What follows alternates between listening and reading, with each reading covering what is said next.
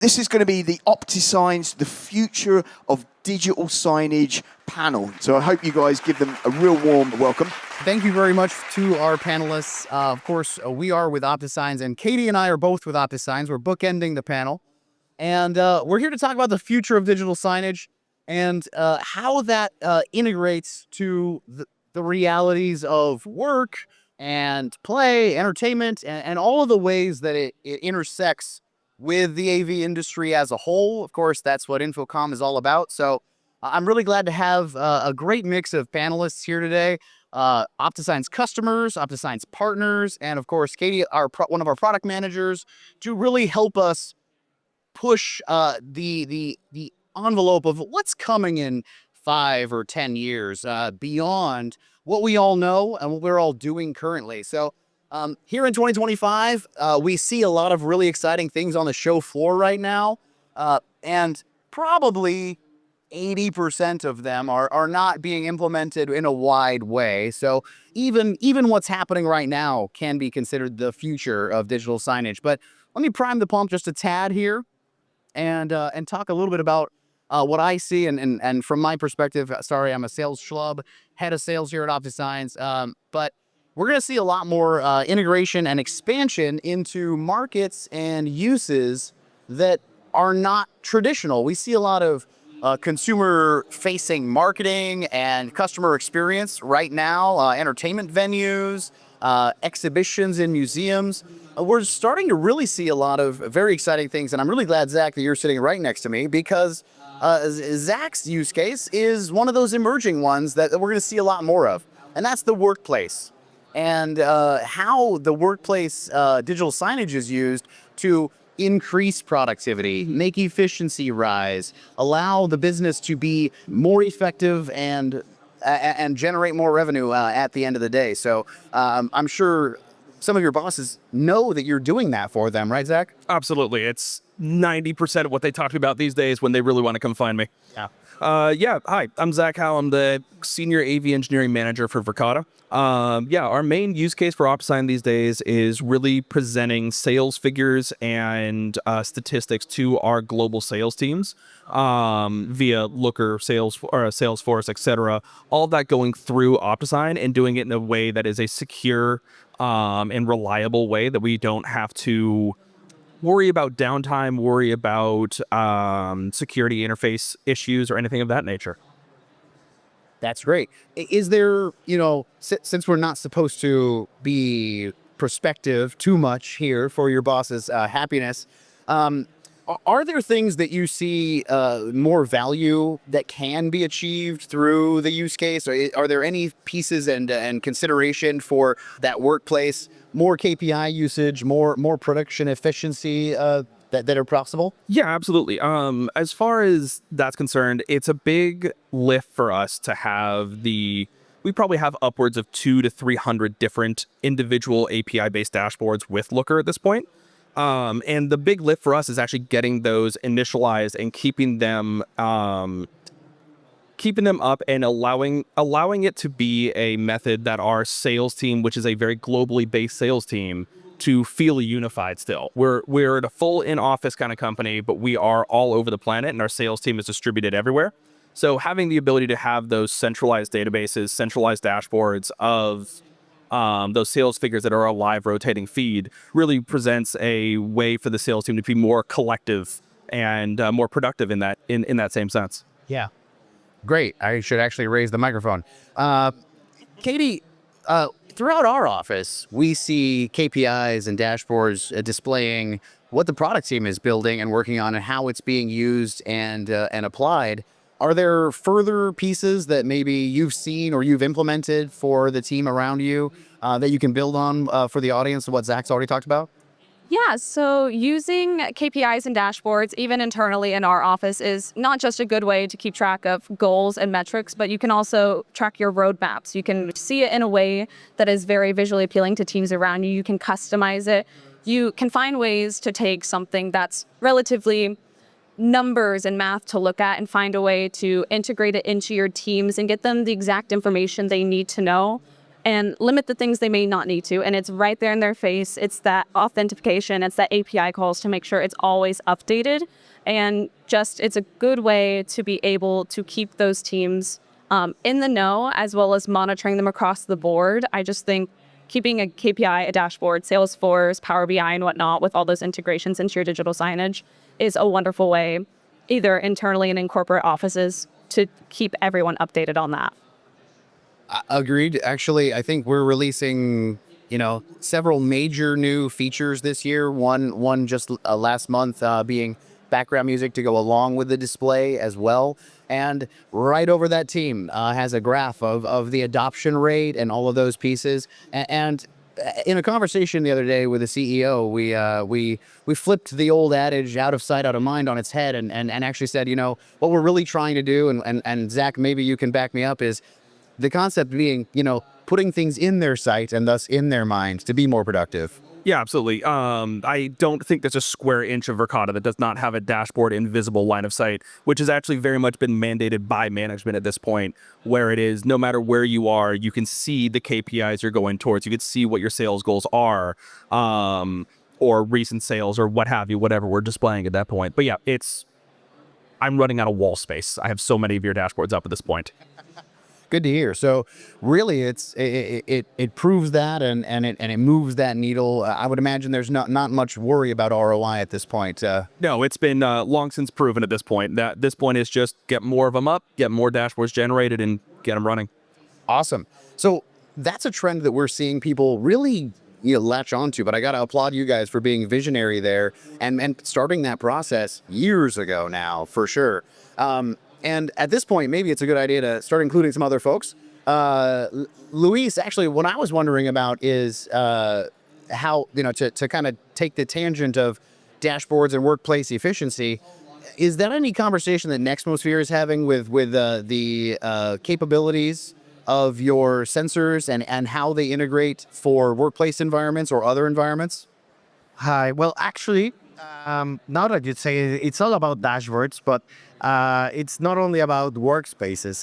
What we do is we provide different types of sensors that actually make any digital signage environment more interactive. And then you can have like very nice content, very nice experiences, and very nice interactions. But now the fourth year in the cycle is you need to get the data. You need to create a dashboard, and you need to be able to provide to your client how you go. Like those times saying, hey, how did our kiosk went? Oh, it was very nice. Everybody loved it. Awesome. Everybody was high-fiving. I mean, that works, obviously, but you just stop doing that and you just grab a tablet and say, this is what happened. Like, this is your most popular product. This is how many people pass by, how many people reach out, how many people actually converted to what we're doing. So that actually helps the brands to create their own KPIs. We're not experts in every business category. So what we do is we are facilitating these dashboards these fine people are building, and we can take those sensors that are touch, lift and turn, presence, proximity, gender recognition, even space, imaginary spaces, and we can make those work for whatever environment you want to do. All right, so it's the industry. We need to be capable of providing that data, and with that data, then we can go to artificial intelligence. So it's like the school. Nobody's gonna learn anything unless you teach him. So what we need to do first, before talking of artificial intelligence, is make sure you can show him what's going on, show him what's gonna happen, and then a smart system can start predicting what's gonna happen. I think that's a basic thing, and that's a future. We need to provide information, and that's what we do. That's what we all do. Like, that's our goal, I think. Yeah, that makes sense. Luis, I guess something I hadn't thought about until you brought it up is Nexmosphere I think of as the sensor company, but really you're a data company. You make data happen. Exactly. I mean, we the excuse to grab data is the interactivity, but we actually get away with delivering information when somebody gets through a product and leaves a bottle and get the information on the bottle on the screen. But most about it, the system will say how long did the bottle was held, how many times it was held, why did he pick this one and not that one, and that also can help the design team to make it work. Like we had a very nice paddle racket demo where you lift it and you get the information. And well, back in Barcelona, we had 8. Right now we did a smaller, but in Barcelona, our most popular paddle was the upper right-handed. And that's because everybody is the first one that you reach, right? So it also comes to strategy to know, do I want to put my top sale product on the best reach?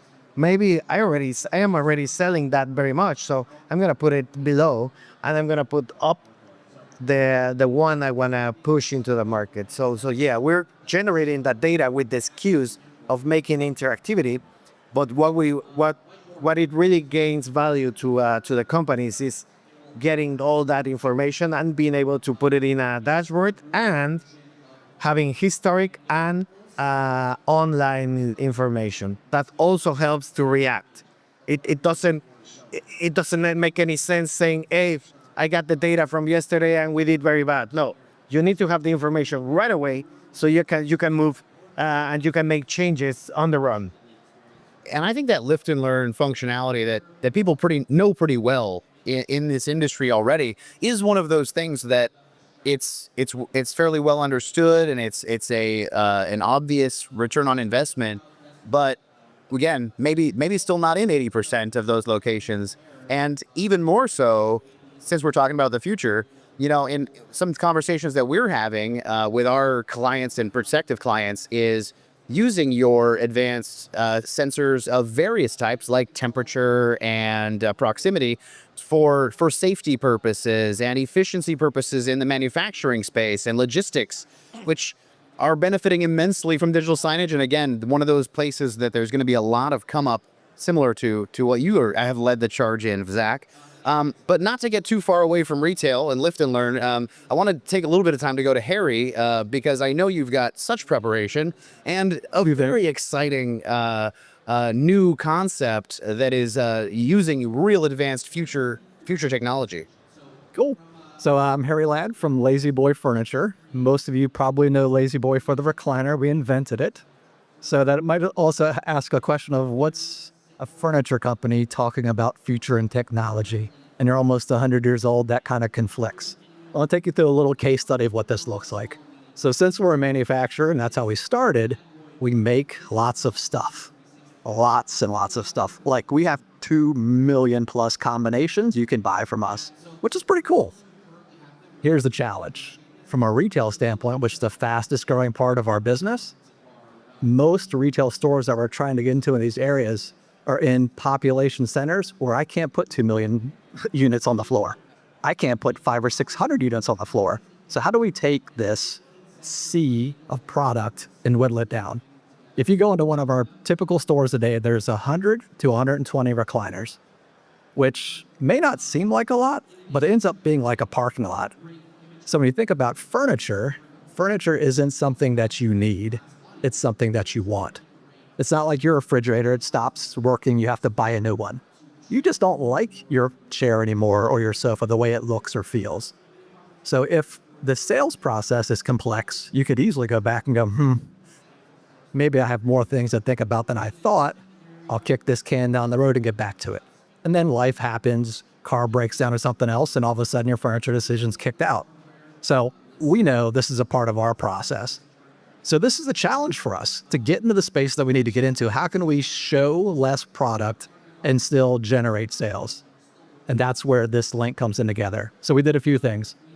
We created a customer journey map based on our customer feedback insights. It took us about 2 years to develop this, exactly what our customers love and things that we need to improve upon, and understood what that looked like. We defined CX pillars. We had to be approachable. This can't be scary because your number one purchase is the home, then the car, then depending on your makeup, it's either vacation or furniture. So this can't be a scary process. It needs to be empowering. You can't feel like you're being sold. No one wants to be sold. You want to be in control. It's got to be distinctive. We got to stand out. We've got to be different, and it's got to be memorable. It's great that people know who we are, but when it comes down to buying furniture, do you think about us? So, okay. So we did a little more research, and we found that 24 of our frames made up 80% of our recliner sales. 24. Remember I was talking about 2 million combinations? All right, this is a great place to start. But there's a ton of fear that comes with this. How do you go to a category product manager and say, we're going to put less of your product on the floor? How do you feel about that? Not very well. Well, hold on, these SKUs over here generate this much of our business. You just want to take it away? Well, we had to go through and run a concept. So we did a test and learn. And this is where our partnership with OptiSigns kicked in. So we created a prototype store in Lincoln Park to put all these concepts live and in action. And we divided the store up into 4 different segments: heritage, lazy girl, a gamer section that was dark and moody, and all these other pieces that you would expect. Design center, it's a big part of our business. And the highlight, the hero, recliners in a recliner runway fashion. 24 chairs that call this out. So here's the portion that we were challenged with. We found that most of our customers can't visualize things very well. Oh, I love that chair, or I don't. And most of what this is the cover. We found I could put 2 of the same chairs next to each other that are exact same frames that just have different fabric. I love that one, I hate that one. So which ended up having all these recliners on the floor. So how do we get away from that concept? How do we go through and set this up so that you can easily go through and differentiate between those two? Here's the next phase of this. Had really, really wonderful sales teams. They don't have to sell anything. If we can make all of it, we just have to listen. We can go through and align. We have a consistent sales process, and each one of our sellers has an iPad because we don't want to have to walk away. We want to be able to get you an information you need when you need it. So we have all these pieces, and in the store, if it's 100 chairs, you can sit in the chair. But if you want to change the fabric's on the other side of the store in our design center. And if you can't visualize, which in turn a lot of people can't, we have a 3D rendering tool, but guess where that's at? Online. And who's going to go through and put all these pieces together, and how do we do this? So we did, is we took OptiSigns technology, put it on our recliner runways next to these 24 chairs to have all the cool visualizations that you would expect from a digital sign that draws you in. And we found, because we've had kiosks before, but for commodity sales, kiosks are amazing. Kiosks work well for us for smaller sales. But you're not going to go to a kiosk and buy a car in most cases. You need someone to talk to. And that's a big part of our process. So how do we bring in those elements? And we have iPads. So we put the design center on the other side of the recliner so the fabrics are close. So now you sit in the chair you want, you go pull the fabric that you want, and we can screen break the digital screen to put our website on the screen. So now you can see all 3. You're sitting in the chair, you're feeling the fabric, and we're showing you the 3D render right next to the product and the fabric that you're sitting in and holding. It's changing the game for us. Our recliner sales in our prototype store are beating every one of our other stores in the country. And we have dramatically less product on the floor. Show less, sell more. And it's not just sales, which is a big part, but we went through and we tested all these pieces. We've done shop-alongs where we physically put glasses on folks and see what they look at. The screens capture their attention. The product capture their attention. The heat mapping of this is the best reaction of anywhere in our store right now. We've done customer intercepts to walk along, surveys and feedback, worked with Placer AI to track data where our folks are coming from and going, and then podium reviews. So it's pretty cool now that these base pieces that went from a hunch, a theory based on some good feedback and data, now this is influencing a new concept that we're creating and moving from prototype to an actual concept and breathing some pretty cool life back into a category that we invented. That's got a lot of fun along the way. So hopefully that helps us some context and uses some existing technology in a pretty different way.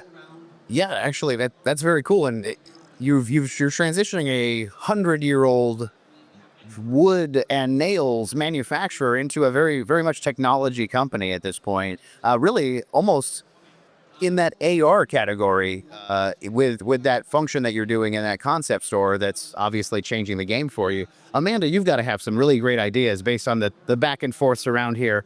What's on your mind just now?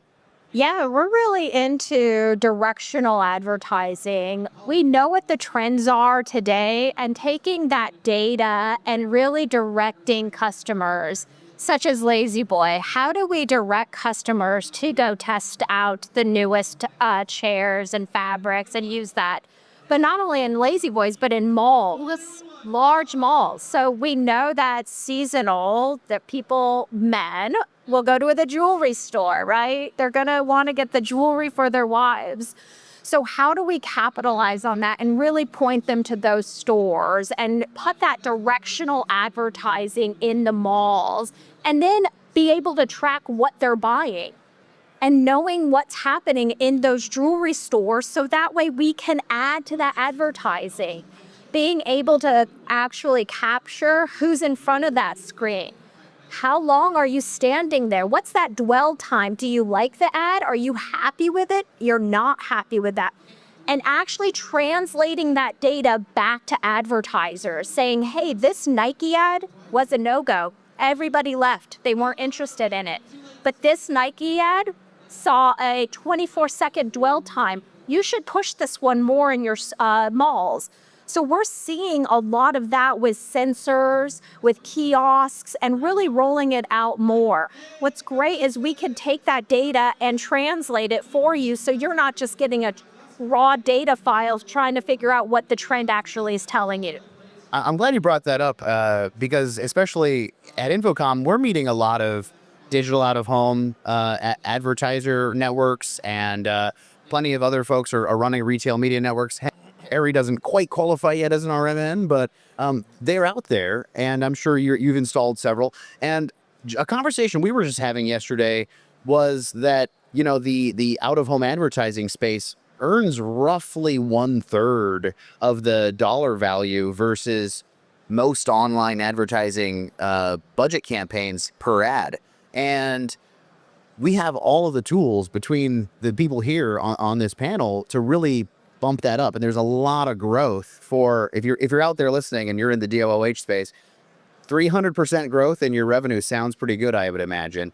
But, you know, so Luis has the tools to prove time spent with the information, demographic proof, and all of that enrichment to really bump up that spend. And of course, Harry knows that it converts.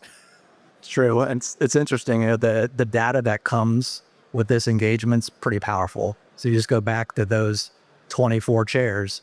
If one shifts or a style shifts, I can now have a chance to go through and see who engaged with which one of these chairs the most, which category isn't earning its square footage on the sales floor very easily. I don't have to use anecdotal feedback. Anecdotal feedback can support it.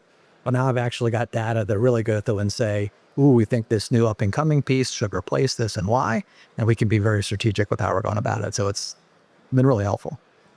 Thank you, Harry. So actually, Katie, coming back to you, is there anything that Harry, Luis, or Amanda have brought up that makes us think more about how we're doing things within OptiSigns? Yeah, so even with Nexmosphere with sensors, that dwell time, being able to easily see it in like a centralized location so you're not having to find raw data elsewhere and seeing it in a more graphical sense is very good for being able to see where you need it. But even expanding upon with audience intelligence and facial recognition and knowing who's in front of the screens and showing them exactly what they need to see. And maybe even further down the line, having AI generated like playlists, being able to curate content based on who's in front of the team or in front of the screen at the exact time they're there. And it's being able to combine all of those things and putting it in that one platform to expand the business into the future. Great. Zac, anything that you've been thinking sitting here quietly?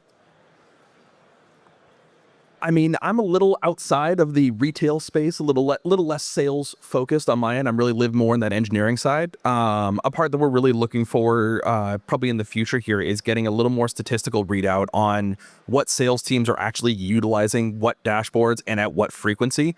It is something we're looking at for the future of it, but not something we've implemented quite yet, but definitely being able to see that kind of raw feedback and have, like you mentioned, there's some kind of a AI generated playlist of different dashboards going through based on, you know, different sales teams are in different hours, making calls at different times, having that really be reactive to what's happening on the floor at that moment. Do you want to put them on camera and prove what they're looking at and go from there?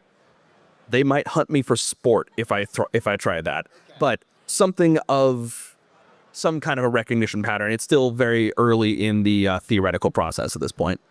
Yeah, that makes a lot of sense. One other thing to think about, of course, is simple interactivity. Again, this is a place where things have been around for a very long time. Button click advances. Amanda, I'm sure you've installed a ton of those. Yes, we are. And we're also looking at ways that we can take the human error factor out of retail and really focus on how do we take the task that is tedious to a team member and automate it with AI. So we're seeing it in quick serve restaurants, grocery chains, being able to take some of those tedious tasks out of the actual transactional between the customer and the team member. So quick serve restaurants are really looking at order taking. One of the top issues that consumers say is my meal doesn't look like the picture, right? It is. So then how do we focus on preparing that meal so it looks like the picture? So that's one of the things that they're focused on is taking those orders with AI and then focusing those team members on really giving them a sublime interaction with the food. Yeah, that makes a lot of sense. Actually, that made me think about something for you again, Zach. With that recognition of what they're doing or how they're doing it, what they're spending their time doing. And I love that you're my non-retail experience guy here on the panel, because I do think that's a very big growth space, and I'm really pleased that you're here. So with the sales team running things, and of course we talk about how our product team is utilizing things very similarly to your experience. Is there any proof to maybe fewer meetings needed, less interruptions, people are more productive? I don't think meeting count really decreases with dashboards at this point. Verkada is a very meeting heavy kind of company. We have a very high count of conference room to personnel actual on our floor plate. But as far as functionality and really getting the work done and really seeing those sales numbers increase, we have definitely seen our sales leadership really pushing for, hey, we see a direct ROI with more KPIs visible, more dashboards visible to the localized sales teams themselves. So there is always that push for that. On that conference room note, I mean, there's actually a lot of conference room booking stuff here on the floor at InfoComm, and that's certainly within the greater digital signage world. Is that something you guys are utilizing and it's making things easier at all? Yeah, we use Zoom rooms right now for most of our stuff, and we use their background imaging signage component just because it's a built-in functionality. It's definitely something we've been looking into, work with you guys on at some point in the future to kind of integrate those same dashboards that we see around the company inside of some of those conferencing spaces. But yeah, it is definitely something that we use more so on a company-wide announcement level, less of a KPI view visibility kind of a concept. Okay. I'll throw in one quick dashboard comment for you. It's easy to make things difficult. It is hard to make things simple. And from a dashboard visibility portion, from a leadership standpoint, how do I get the message out that I want to get out and make sure if there was 10 things that we had to go through and do, could everyone on the team put them in the right prioritization list, order, frequency? Yes, no? Well, if you see that order, those insights repeated daily, it's easy to digest. It's easy to go through. That repetition from a dashboard standpoint has been huge for us. And it's a big part of keeping it simple and making sure that we don't make it overly complex. Yeah, please. Hi, sorry. There's something I think we didn't mention. So if we're censoring and generating data and making content react, it's not only about people doing stuff or people doing something. For example, like think you're a coffee shop and it's very cold, then you start offering hot coffee in your Signage. You put a temperature sensor, and whenever the temperature goes over 100, then Signage can change to cold brews, refreshment, iced coffee. If it rains, I don't know, a retailer can show free umbrellas or umbrellas for discount. So it's about whatever you can imagine you can change. Think in a room, you put a temperature sensor, you probably have those very already installed. But when there's the internal temperature in a room is over this level, then you pump in the air conditioning or you take it down. So it does a lot of smart things with simple sensors. I mean, the technology itself has not changed so much. It's more about every time we come to these shows, we see the same, not the same, but a lot of same concepts, but used differently and applied differently. And sometimes we take the concepts from digital signage and take them to other industries that are actually needed, like sensors for power surge. It can go into any type of equipment, every type of player, and again, and the second thing is you can use mixed information. So you gather information on how close it got, maybe the gender, what was the weather, what day of the week was, what time of the week was. Like if I sell I don't know, flu medicine, I cannot tell my client, oh, guess what? Your campaign was very successful because you sold your sales upscaled very much in November and December. And you'll say, well, you're a genius, but that's the season where everybody gets sick. So it's not about your ad; it was about the environment itself. So the more components you fix in your dashboard, then it gets more accurate every time. Agreed, Luis. Thank you for bringing that up, because you actually made me remember a conversation I overheard last night at another Avixa event. I'd love to take credit for this statement, but somebody who had a brilliant connection made this and said, there really isn't an AV industry anymore. Shock, terror. So what he meant by that is that AV isn't its own thing. AV is now supporting. Well, Zac, you're integral to the way that the business of Verkada runs. You happen to be a line manager that manages a significant portion of their intention of how the business gets done, and AV as a whole is integrating directly into every piece of the organization. Again, well, we got Harry over here, 100-year-old company, just totally changing the game in their retail space. And Amanda, again, your teams are doing it everywhere as well.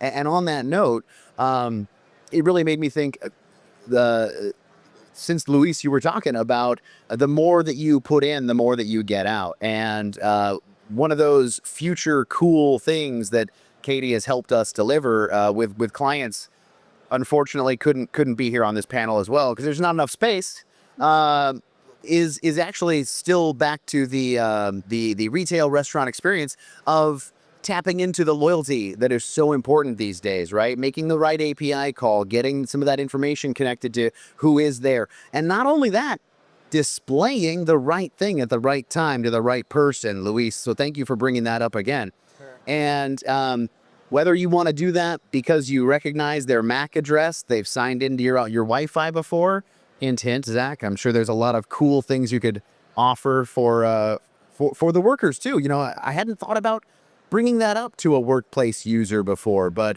how are the people who are unfrequently in the office but can be recognized because they're on your network? How can they be recognized for being in the office and made sure that people can reach them? Hey, this person's important and can be actually reached in person today. That might grow that efficiency even further. Yeah, and I mean, actually, to circle back on the topic you had about the fact that AV is really not its own segmented industry anymore, Verkada is actually one of the first places I've worked at that AV is not under the IT umbrella anymore. We're actually under the workplace umbrella, and at this point, there's actually probably not a single facet of the company that my team doesn't directly interface with, whether it is with dashboarding, with other solutions, and what have you. I mean, I used to work back at Uber many, many years ago, and dashboards at that point were really your Mac Minis just showing things for the engineering team. That was really all you saw on the corporate side. At this point, there's not a single team that doesn't have a subset of dashboards that we deploy at this point. So it really is becoming this overarching visibility for every facet of the company to be able to see cross collaboratively of what other teams, what other divisions are working on to be able to work in a more unified approach there. Well, that's why you're here. You really are the future of digital signage. Thank you. Katie, anything else to add from what anybody said?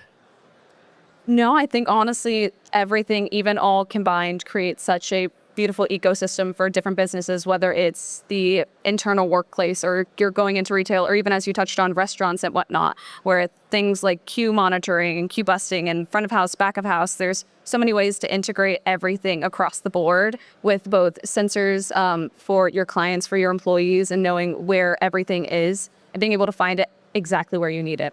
I think, yeah. There is one consistent theme that is coming up from this, and that's platform flexibility. It's from the customer standpoint, from my point of view, I know how I want to show up for the customer. They've given me that feedback. I know what my barriers are. But a product specifically tailored for me that I can just pick up off the shelf isn't always there. But if there's enough flexibility in the platform that we can go through and dream together and create that next step, that's where some of these cool interactions can go through to happen. And the applications here across the multitude of different industries, it's practically endless as far as how we want to go through and show up. And again, making hard things easy and keeping it simple is really a common theme here. Thanks, Harry. That makes a lot of sense. Guys, we got a little less than 10 minutes. Is everybody okay if I ask anybody in the audience if they got questions? Hi, my name is Vinny Cross from Cross Media from Nashville, Tennessee, and we do use OptiSigns. So my question is, you were talking a lot about sensors, temperature sensors. What about using AI as actually the sensor to then control the content? Like, for example, instead of having a sensor with measuring the temperature, what about getting a weather forecast on a regular basis and then change the content based on it? Well, yes. The answer is yes. Thank you. Now, all right. So there are several ways to measure and to react to the environment, right? So like, I'm not gonna say the old-fashioned, but the way they started would be using UDP triggers based on Weather Channel, based on different other sites, and that comes from an HTML source. So what we do is we can check humidity from the actual environment, because you might get the Weather Channel from your zone, but maybe you're in a site where you need to temperature to be way cold, and you cannot only adjust AC, you may even send an alert or trigger an alert saying, hey, something's wrong with the AC because that room temperature is uprising. And just using the temperature was just an example. We got brightness, we have pressure, we have a bunch of different sensors that might suit to any other condition. But that's what I said. The answer is yes, you can do it different ways, but it always depends on how do you want to accomplish that. Vinny, thanks. We didn't touch on AI much here. It was said maybe once or twice before you brought it up. And actually, that's a very useful thing to think about. AI programming is very doable in a lot of platforms. Sure, I can pump my own. Yeah, we can make that happen, especially with the integration of dynamic data, which AI can be generating for you. But at the same time, I got to give Luis a little bit of a hand. His solution's probably cheaper. Less expensive, please. Oh, excuse me. Cheap is a bad word. Cheap. There may be some efficiencies of finances found with the Nexmosphere solution, and more importantly, hyper localization. So you might want both, actually, and both would work together very well. My name is Michael. I'm from Palm Bay, Florida. It's a little drive. My question was in regards to the touchscreen versus the iPad situation that you had here in terms of the user themselves. Have you found anything that's made it that guiding the user through the experience with an actual salesperson versus letting them take control themselves? Any benefits or distractions, things that made the operation any better or worse? Yeah, I can throw a few things out for sure.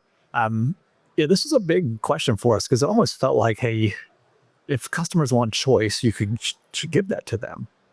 But we did find in customization, especially in these bigger ticket items, when that choice is introduced is really critical. Too many choices at the very beginning did not make it simple. It made it more complex from the customer's point of view. So we actually linked QR codes in as well, so that the beginning part of the journey, when you were trying to go, where do I want to start? Where do I go? That's where it was nice for you to have a salesperson with you next to you who on their iPad is going through and doing this journey with you, and you can see it. But then when you're to the point where you're like, you know something, Harry, that's great. I've got this. My wife and I need some time to go through and talk on our own.